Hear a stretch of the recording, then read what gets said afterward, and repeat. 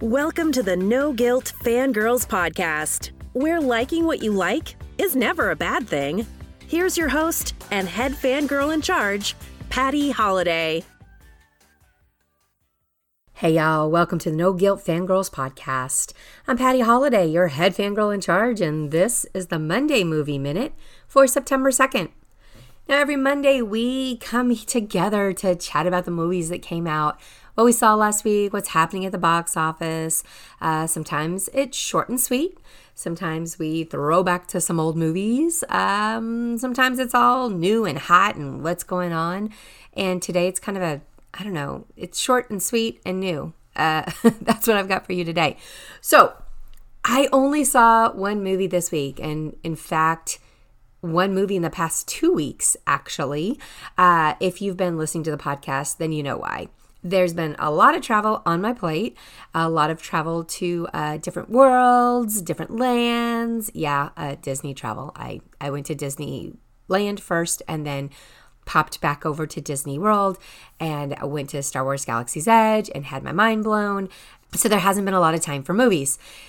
Being on the plane, you'd think that I would have had some time to pick up a movie or two while I was on the plane. But guys, this was the kind of travel where I was so exhausted. I did something I never do on planes, and that's sleep. I slept. I wasted my internet fee because, of course, I'm internet addicted, so I pay for it every time I get on a plane. But I slept through almost every flight that I had in the past 10 days because I was that whooped. I was that whooped and exhausted, and it's been wonderful and fantastic.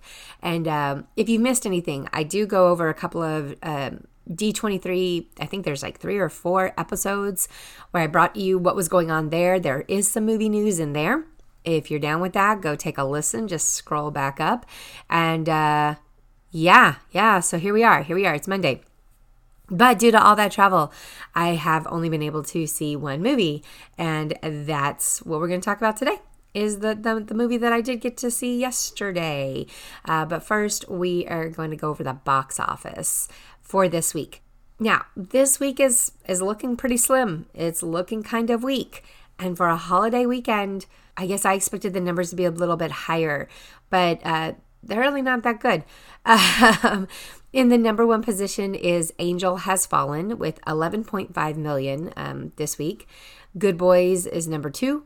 The Lion King is still there at number 3. Fast and Furious Hobbs and Shaw is number 4. Overcomer is showing up at 5. Number 6 is Ready or Not. Number 7 is Scary Stories to Tell in the Dark. Number 8 is Spider-Man Far From Home, and I think they had a re-release, and so that might have bumped some numbers up a little bit there.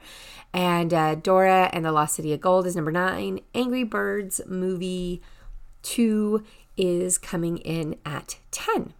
So that's your box office. That's what's going on this week as far as the numbers and what people are doing. I don't know. Maybe people are dealing with this hurricane and they're not spending a lot of time at the movies, which, by the way, I was just in Florida, and people in Florida are so funny about this. In 1 minute, they're freaking out and they're buying all of the hurricane supplies, and public shelves are wiped clean.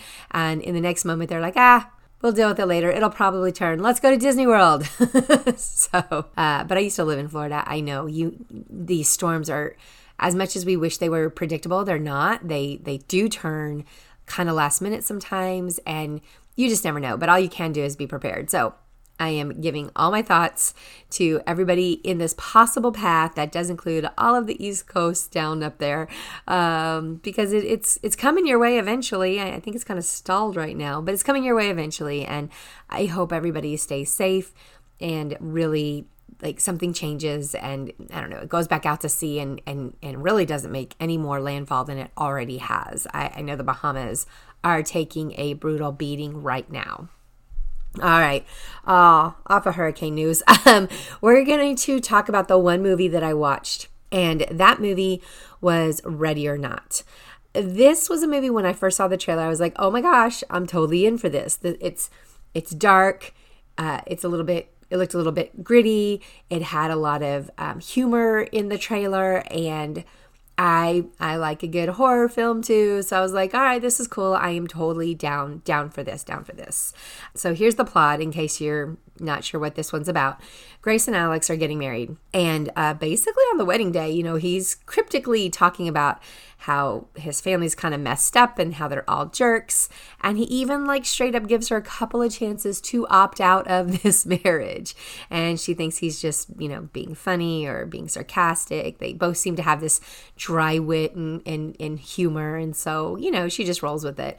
There's this creepy aunt that's hanging around that I don't know. If I saw her, I might bolt because she was pretty crazy looking. But, you get a little bit of more information as to why Grace is so determined, to get married. And as it turns out, she's a foster kid. So she really wants family.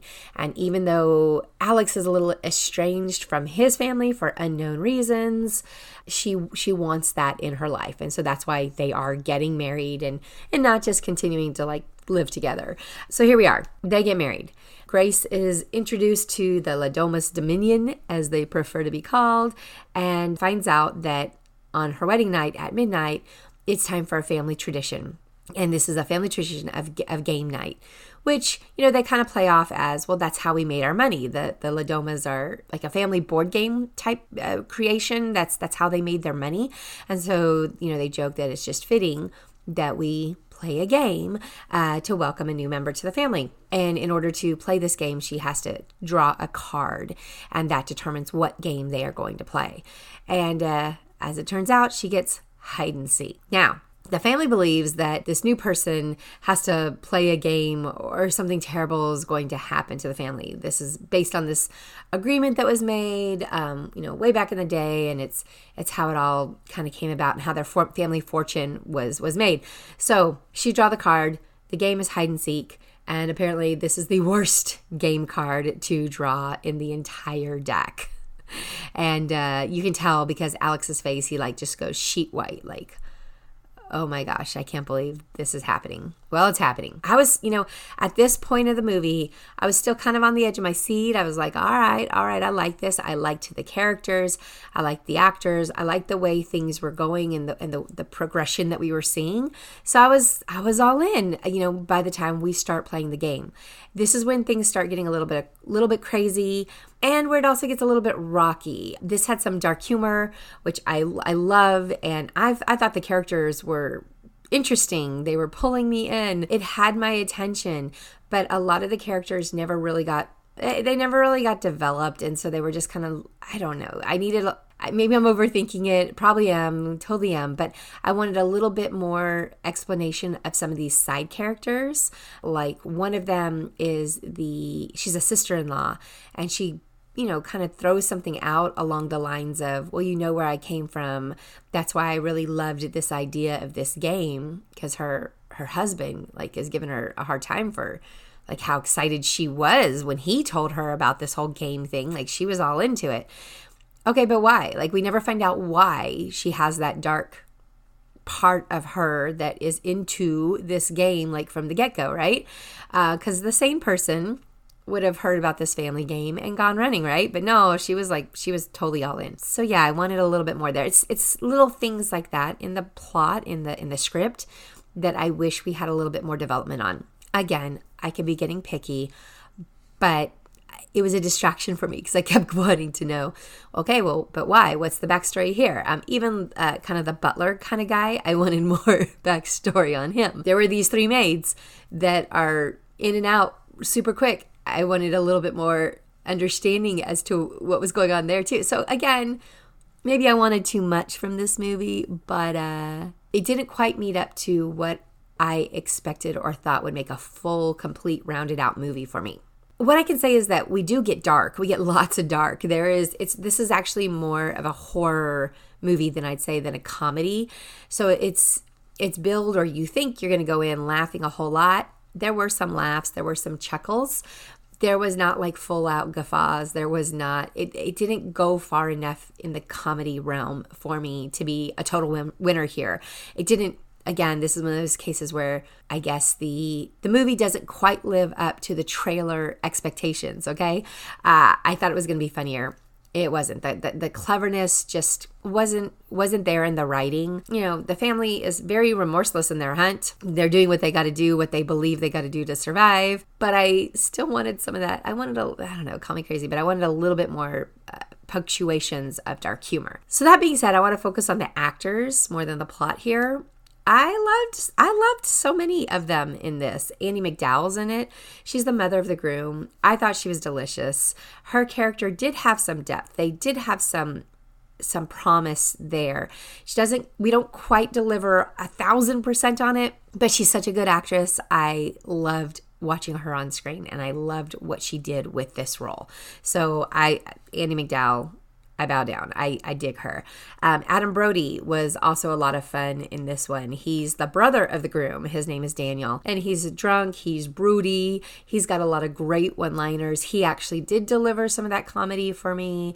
And he was a lot of fun to watch in this one. I enjoyed his character, and I enjoyed him in this role a lot. Now, Samara Weaving, she plays the bride Grace. She carries this movie. She carries the role. You know, I don't know her from much. She's fairly new to U.S. audiences. She is an Australian actress, so I know she's been on TV there and she's been in some movies. It's not that she's an unknown. She was just fairly new to me. She was in 3 Billboards outside Ebbing, Missouri in 2017. Yeah, 2017. You guys might recognize her from that and a few other things out there, but she was fairly new for me. But I loved her. I mean, I liked her a lot. She played a really good balance of having that survival instinct, but also having this what is going on kind of moments, because obviously when you find yourself in this role, you were getting married and it was supposed to be this beautiful, wonderful day, and everything was until midnight happens, right? She was fantastic. She's likable. She's super charismatic. She carried the movie for me. If this actress, if they had put somebody else in this role, then this movie would have been probably a dead flop. I'll be honest. I would not have been interested. She made it for me. She made the movie for me. And she delivers the F word to perfection in a few moments. You guys know how I am about language. I'm not a huge fan of it, but in a movie like this, I'm going to expect it. And absolutely, I would have been saying it left and right myself if I had been in that position, right? So she was just, she delivers that line, and it's a one-word line multiple times where it's just like, nailed it, and she got me. So I really enjoyed that. She will be back on screen. I want to say the next time American audiences are going to see her is Bill and Ted's sequel that I think just wrapped up filming. So I will be looking for her in that. For a parental movie review, I mean, you can probably guess, this is a horror movie. Okay. The horror is strong in this movie. Tons of gore, tons of violence. There's actually a couple of little kids involved in a couple of scenes. And so when you add kids to like a horror movie like this, that's a definite hard no for me when it comes to trying to decide if children should see this movie. Any children, any age, I'm going to say no. It's R-rated and it deserves that R rating. Tons of language, but the language is not the problem here. There are so many different ways to die that are covered in this movie, and so much gore and so much gross and gruesomeness that kids guys, they don't need to see this. Yeah, I'm just saying, leave the kids at home, okay? Overall, I like it enough to recommend it as a matinee. Okay, if you're not spending full price on this one, I think it's worth your money. But I can't say it's a good movie exactly. It's not bad either. It's just it kind of straddles that line of almost good. Okay, it's not bad. It's just almost good, if that makes sense. The last 15 minutes, though, of the movie got me. And my reaction there was, oh my gosh, banana pants. Like, this went banana pants on me. We just kind of went on this roll for the last 15 minutes where things snowballed and the action accumulated and crazy things happened. And I thought we were going in one direction, but nope, I was wrong and we went in a different direction. And I like that. I like that about a movie. something that leaves me surprised, I was down with that. So yeah, banana pants, guys. Those last 15 minutes, again, I needed the humor to be stronger to give us a better rating and recommendation overall, but I'll give it a 7 on a scale of 1 to 10. You could do worse, okay? But also don't expect too much. All right, go in with lower expectations and you might come out and go, I see what she's saying, or you might come out and go, she's crazy, it was so great. But that's because you went in with lower expectations, so just remember that. All right, guys, that is the Monday Movie Minute this week. There is a new podcast episode coming on Thursday, and that should be the Agents of S.H.I.E.L.D. podcast, where we fangirl one of my favorite Marvel shows. Michael Lynn is my guest for that one, and tune in, listen to us fangirl on this one. This is the OG Marvel TV series, so if you are a fan of things like Luke Cage and Jessica Jones, you can thank the agents for starting it all off. All right, don't forget to subscribe. Throw up those 5-star reviews. It helps other fangirls find the show, and it's always appreciated by yours truly. And hey, if you can share this episode with a friend or two that's interested in movies, that might be interested in fangirling along with us, please do so. That is how we grow, and it is so appreciated when you do that. All right, guys, thanks for fangirling with me on the No Guilt Fangirls podcast.